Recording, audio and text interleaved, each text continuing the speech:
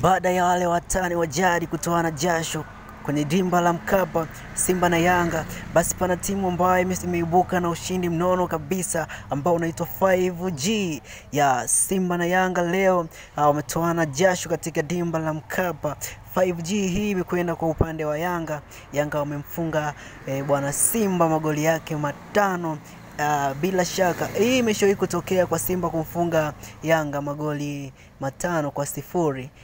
Yanga leo wamerudisha magoli hayo, wamerudisha magoli 5 kwa goli moja. Naam, mashabiki wa Yanga leo wanafuraha sana kwa ushindi huo mkubwa sana ambao wameupata kwa siku ya leo.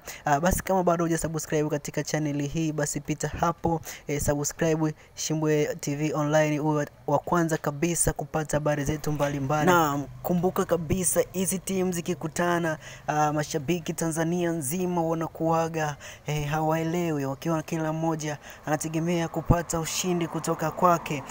Mwana Simba atategemea ushindi kutoka kwa wana Simba, na mwana Yanga atategemea ushindi kutoka kwa mwana Yanga. Na mpira kama ulivyokuwa leo, siku hii ya leo, ni mpira ambao ulikuwa ni mzuri sana, ambao kila mtu ambaye ameingia uwanjani basi amefarijika sana na kusikia raha sana katika uwanja wa Benjamin Mkapa. Hii bila shaka imekwenda vizuri sana sana sana. Timu kama Simba na Yanga, Yanga kuibuka na ushindi mtani leo hapa fai.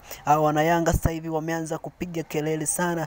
Sijui leo kama wana Simba wataweza kuvua viatu kwa ajili ya kupanda kitandani, na sijui kama leo wana Yanga watanyamaza kuwakera hawa wapinzani wao wa miaka mingi sana.